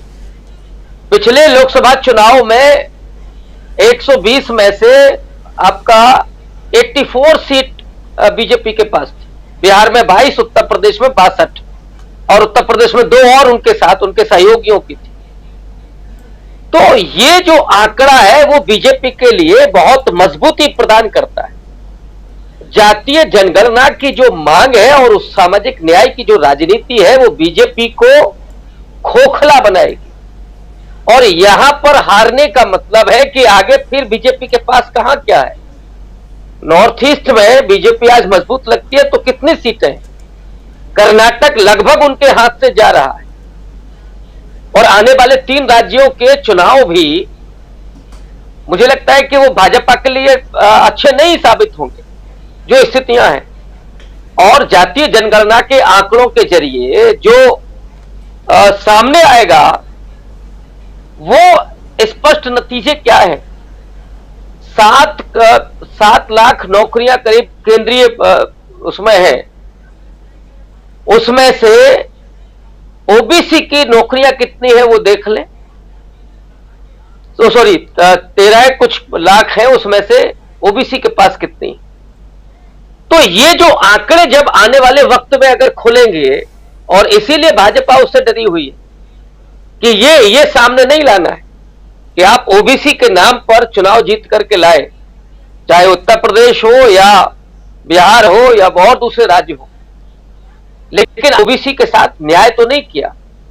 एमबीबीएस में आरक्षण जो किया वो भी स्टालिन और सोनिया गांधी के पत्र, उस दबाव के बाद। तो मोदी की जो राजनीति है वो एक्सपोज होती है। और सबसे बड़ी बात यह कि धर्म की राजनीति से निकल जाति की राजनीति अगर होती है तो भारतीय जनता पार्टी उसमें सफल नहीं हो सकती। इसीलिए वो डर रहे हैं। और राहुल गांधी ये कहना, डंके की चोट पर कहना कि हमने आंकड़े सृजित किए थे और इस सरकार ने नुमाया नहीं किए और हम आएंगे तो ये करेंगे, ये भारतीय जनता पार्टी के उस सांप्रदायिक राजनीति में एक तरह से सेंध लगाती है, उसको छेद करती। तो इसलिए ये बहुत मुश्किल में डालने वाला सवाल है राहुल गांधी का। और मुझे लगता है कि आने वाले दौर में जो राहुल गांधी इतना स्पष्ट बोल गए हैं, तो यूपी और बिहार के जो राजनीतिक दल हैं वो तो और ज्यादा मुखर होंगे, तब और ज्यादा मुश्किलें होंगी भाजपा के। जी, मुश्किलें बढ़ने वाली हैं भाजपा के लिए। किस रूप में देखते हैं डॉक्टर प्रकाश हिंदुस्तानी जी? कर्नाटक के बाद मध्य प्रदेश में भी चुनाव है, चुनाव ही चुनाव है इस साल। मध्य प्रदेश में आप बैठे हुए हैं, छत्तीसगढ़ से अभी लौट कर आया हूँ आज ही, वहाँ भी चुनाव, राजस्थान में भी चुनाव, हर जगह चुनाव और सीधी टक्कर कांग्रेस के साथ भाजपा की। क्या यही बेचैनी है? इसलिए राहुल गांधी के खिलाफ जो जाल बुनने की कोशिश हो रही थी, 20 तारीख को राहुल को जो सज़ा हुई है उसका रिजल्ट भी आ जाएगा, यानी फैसले सुना दिए जाएंगे। और अगर एक दिन की सज़ा भी कम होती है तो राहुल गांधी की सदस्यता, संसद की सदस्यता बहाल हो जाएगी और उनका बंगला भी वापस मिल जाएगा शायद। फिर क्या पलटवार। और इसी बीच मुद्दा ओबीसी का बनाने की कोशिश, ओबीसी को मुद्दा बनाने की कोशिश, लेकिन वहाँ भी मात खाते हुए बीजेपी। क्या मुद्दे कम हो गए हैं बीजेपी के पास, ये माना जाए, या बीजेपी अपने कोर मुद्दे पे लौट करके आना चाहती है, जिसमें सबसे बड़ा मुद्दा सांप्रदायिक ध्रुवीकरण का है? आने वाले समय में क्या हम उस तरफ जाते हुए देखेंगे? बहुत गंभीर सवाल है, जरा जवाब दीजिए। राजीव जी, प्रोफेसर रविकांत जी ने बहुत बढ़िया तरीके से अपनी बात कही, लेकिन उसमें एक चीज और ऐड करना चाहूंगा। ओबीसी वाला मुद्दा राहुल गांधी ने उठाया कर्नाटक में, और उसी मुद्दे पर दिल्ली में प्रेस कॉन्फ्रेंस की कन्हैया कुमार ने, और प्रेस कॉन्फ्रेंस में कन्हैया कुमार ने वही बातें ज्यादा खुलकर समझाकर कही। यानी ये कांग्रेस के एजेंडे में है कि केवल कर्नाटक चुनाव तक ये मुद्दा नहीं रहेगा, ये मुद्दा आगे भी रहेगा, दिल्ली में भी रहेगा, केंद्र के चुनाव में, दिल्ली की सरकार के चुनाव में भी रहेगा, और 2023 के दूसरे राज्यों के चुनाव में भी रहने वाला है। तो कांग्रेस ने ये स्पष्ट कर दिया कि जो बातें हम कह रहे हैं कर्नाटक में, वो केवल कर्नाटक की बातें नहीं मानी जाए, उन्हें दूसरे राज्यों के बारे में भी के संदर्भ में भी देखा जाए। मध्य प्रदेश की बात करूं तो मध्य प्रदेश में बीजेपी को अभी से बहुत परेशानियों का सामना करना पड़ रहा है। बीजेपी को व्यापारियों की पार्टी माना जाता है, छोटे व्यापारियों की पार्टी माना जाता है। बीजेपी ने आज एक इंदौर में एक मैरिज गार्डन में, जो बहुत विशाल है, हजारों व्यापारियों को बुलाया, लेकिन कुछ 100 व्यापारी ही पहुंचे। जाहिर है वे बहुत नाराज हैं बीजेपी से, क्योंकि जिस तरह से जीएसटी लगाया गया, जिस तरह नोटबंदी की गई और जिस तरह से घेराबंदी व्यापारियों की जा रही है, व्यापारियों ने खुलकर कहा, जो छोटे व्यापारी हैं, खोपचे वाले हैं, दुकानदार हैं, किराने वाले, उन्होंने कहा कि सरकार हमें चोर समझती है, ये सरकार हमें चोर समझती है और हमसे पैसे भी मांगती है, हमसे वोट भी मांग रही है। एक और कारण से यहाँ के व्यापारी वर्ग के लोग बहुत परेशान है, वो ये कि हर 2 महीने में संघ की ओर से बड़े चंदे की वसूली की जाती कि हमें इंदौर में आरएसएस का कार्यालय बनाना पैसे दो, हमें भोपाल में आरएसएस का कार्यालय बनाना पैसे दो, हमें बीजेपी का कार्यालय बनाना पैसे दो, और वो चंदे की रसीदें अपने पहले से ही काट कर ले आते कि 5 लाख रुपए आपको देने हैं, 2 लाख रुपए आपको देने हैं। तो ये जो चंदाखोरी हो रही है और बीजेपी जिस तरह पैसे की वसूली कर रही है, इससे यहाँ बहुत बुरी घिर चुकी है बीजेपी। और बीजेपी इतनी परेशान है कि उसे कोई रास्ता सूझ नहीं रहा। कन्हैया कुमार ने आज एक और महत्वपूर्ण बात कही कि महाराष्ट्र में नवी मुंबई में जिस कार्यक्रम में माननीय गृह मंत्री गए थे, वहां गर्मी के कारण लू लगने से और दूसरी परेशानियों से 11 लोगों की मृत्यु हो गई, जो अमित शाह के कार्यक्रम में रोज बसों में भर भर कर लाए गए थे इतनी धूप में। तो ये सरकार जो कहती है कि डिजिटल इंडिया, क्या एक मोबाइल में देख के उन्हें पता नहीं चल पाया था कि कितनी गर्मी पड़ने वाली मुंबई में? तो ये सारे मुद्दे हैं। जब बीजेपी अपने सत्ता बल का, धन बल का बहुत अश्लील प्रदर्शन कर रही है और ये लोगों की आंखों में, लोगों को समझ में आ रहा है कि ये क्या हो रहा है और इसका नतीजा भुगतने के लिए बीजेपी को तैयार रहना चाहिए। जो नतीजे जो देख रहे हैं, अभी कुछ देर पहले हम कोऑपरेटिव मूवमेंट की बात करें तो ये सब जानते हैं कि सहकारिता, अभी तक केंद्र में जवाहरलाल नेहरू ने सहकारिता आंदोलन को बढ़ाने की शुरुआत की थी, पंजाब से शुरुआत हुई थी, कृषि क्षेत्र से। लेकिन जब नरेंद्र मोदी प्रधानमंत्री बने तो उन्होंने केंद्रीय सहकारिता मंत्रालय की स्थापना की। यानी ये व्यापारियों की सरकार है, इसे पता है कि कहां कहां से हम उगाही कर सकते हैं, कहां कहां से हम साइफन चला सकते हैं। तो ये सारी बातें लोगों को समझ में आ रही है। सहकारिता से लोगों का अधिकार छीनने की कोशिश हो रही है, जाति के नाम पर लोगों के अधिकार छीने जा रहे हैं, जो उचित हक है वो नहीं मिल रहे हैं। तो ये सारी बातें कांग्रेस बहुत सलीके से उठा रही है और मुझे लगता है कि आने वाले राज्यों के चुनाव में कांग्रेस इस सब मुद्दे पर बहुत जोर देकर लड़ेगी। और शुरुआत अशोक गहलोत कर चुके हैं, भूपेश बघेल कर चुके हैं, और कर्नाटक में अब कांग्रेस उसी लय पर है। मुश्किल यह है बीजेपी के सामने कि हिमाचल प्रदेश में जो दशा बीजेपी की हुई, उससे भी बुरी दशा उसकी कर्नाटक में होगी, ऐसा मुझे लगता है। और इसके लिए बीजेपी तैयारी करेगी, अपना मुंह कैसे बचाए, फेस सेव कैसे करे। राजीव जी, जब फेस सेविंग की बात आ जाए तो ये मान के चलिए कि शायद ब्रांड मोदी जो है वो डाउनवर्ड है। वो क्या सचमुच ऐसा माना जाए? डॉक्टर दीपक पाचपोर जी। जी, निश्चित रूप से पिछले कुछ समय से बहुत सारी ऐसी घटनाएं हुई हैं कि उसके कारण मोदी की व्यक्तिगत छवि और पार्टी की भी जो प्रेस्टीज है, उसकी जो प्रतिष्ठा है, जो लोगों ने, उनके अपने लोगों ने बना के रखी थी, वो भी डाउन हो रही है। आप देखिए, पहले अगर ऐसा कुछ भी मुद्दा होता था, अगर हम सतपाल मलिक वाली ही बात ले लेते, सतपाल मलिक ने जो बातें उठाई हैं उसको, हालांकि इससे मैं कांग्रेस को भी निश्चित रूप से मतलब एक तरह से उसको श्रेय दूंगा। ये सारे मुद्दे उसने जिस तरीके से उठाए हैं, लोगों पर फेंका इन चीजों को, छोटे छोटे वो मीम्स बनाकर या रील्स बनाकर या वीडियो की छोटी छोटी कटिंग करके, शॉर्ट्स करके, ये जो सारे मुद्दे पहुंच रहे हैं, वो लोगों ने उसको अब स्वीकार करना शुरू किया है। और प्रतिरोध जो है उनकी ट्रोल आर्मी का जो होता था, ये जो बहुत सारे समर्थक होते थे, उनकी ओर से जो होता था वो बहुत कम हो गया, उसकी मात्रा। मैं ये नहीं कर रहा हूं कि बिल्कुल ही खत्म हो गया है, क्योंकि वो तो बिल्कुल 100% तो कभी खत्म नहीं होगा। दूसरी बात आप देखिए कि ये जो अतीक वाला जो मामला हुआ है, प्रयागराज वाला, अगर इस तरीके से कुछ समय पहले होता, केवल 1 साल पहले होता, तो ऐसा जश्न मनाया जाता था कि मानो कोई पाकिस्तान पे ही किसी ने, भारत ने पूरा का पूरा कब्जा कर लिया, उस तरीके से उसको पेश कर दिया जाता। लेकिन अभी लोगों को समझ में आ रहा है कि जिस तरीके से ये एनकाउंटर किया गया है, 3 लड़कों ने आके जिस तरीके से हमला किया, तो ये कोई समाज के लिए कोई बहुत अच्छा नहीं हो रहा है। ये बात तो अब लोग जानने लगे हैं, क्योंकि वो मान रहे हैं कि जो स्टोरी फैलाई जा रही है ये इसके बारे में, अतीक को मारने वालों के बारे में, कि वो बड़े माफिया बनना चाहते थे, वो कहते थे कि हम छोटा मोटा काम कब तक करेंगे, हम बड़ा नाम करना चाहते हैं, तो इसके ऊपर कोई विश्वास नहीं करेगा। यहां तक कि वो जो सीबीआई जो सीरियल आता है उस पे जो इंस्पेक्टर दया है वो भी विश्वास नहीं करेगा इस स्टोरी पे कि इस तरीके से कोई कर सकता है। तो वो इतनी लचर कहानी है, वो उसको बिल्कुल स्क्रिप्टिंग का पता नहीं जिसने भी ये कहानी रची है। तो ये अब सीधे सीधे अब लोगों को पता चलने लग गया है कि इस सरकार के अंतर्गत सारा का सारा लोगों को, समाज को विभाजित करना, हिंसा फैलाना, नफरत पैदा करना, इसके अलावा कुछ नहीं रह गया है। अच्छा कि हालांकि उसका एपी सेंटर अभी भी जो है उत्तर प्रदेश बना हुआ है, उत्तर प्रदेश से अभी भी ये सब चीजों की जो है वो ये सारे सैंपल जो है वो उत्तर प्रदेश ही पेश कर रहा है।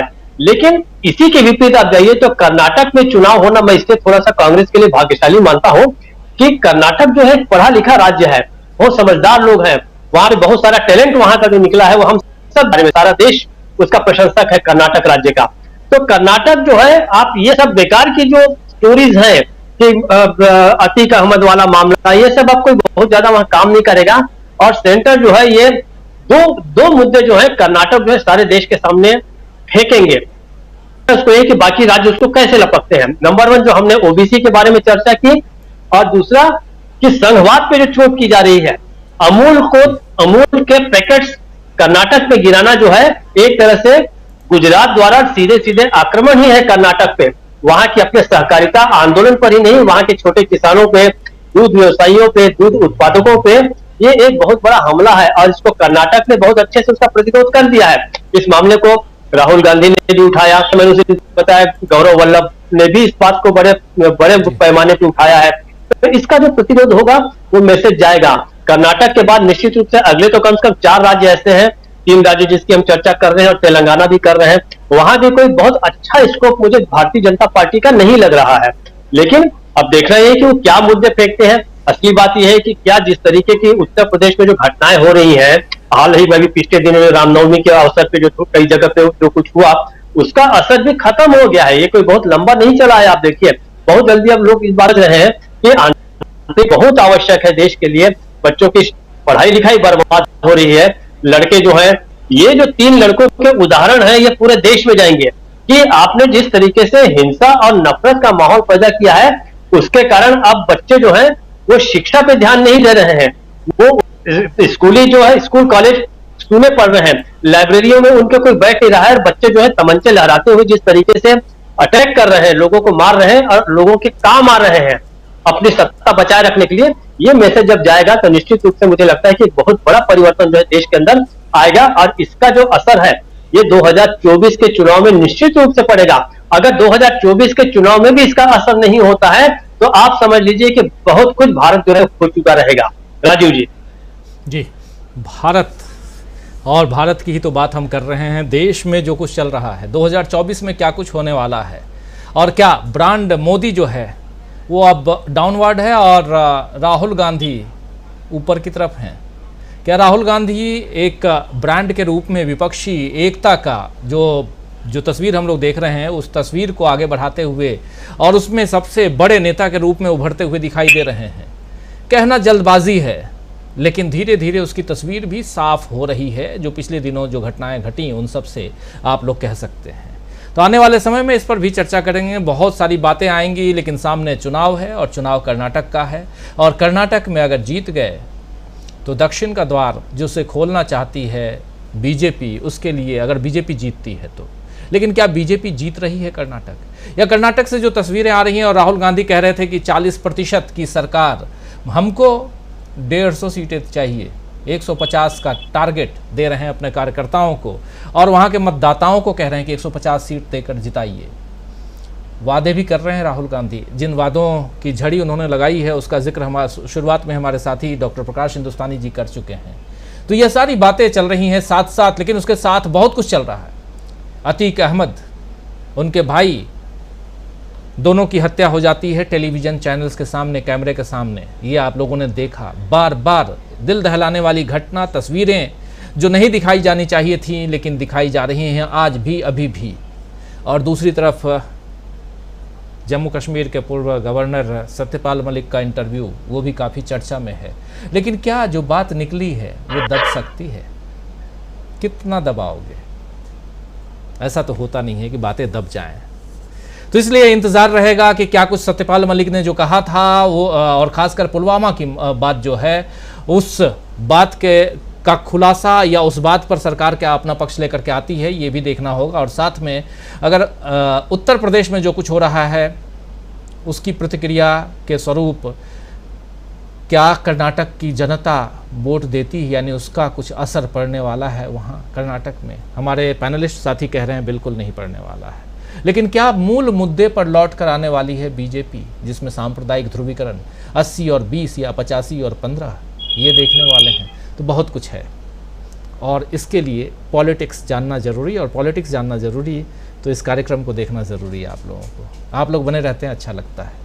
लेकिन इस कार्यक्रम को समाप्त करूँ उससे पहले बहुत बहुत धन्यवाद देना चाहता हूँ प्रोफेसर अखिल स्वामी जी, डॉक्टर प्रकाश हिंदुस्तानी जी, डॉक्टर दीपक पाचपोर जी, अमलेंदु उपाध्याय जी, और साथ में जुड़े थे प्रोफेसर रविकांत जी। पांचों महानुभावों को बहुत बहुत धन्यवाद। और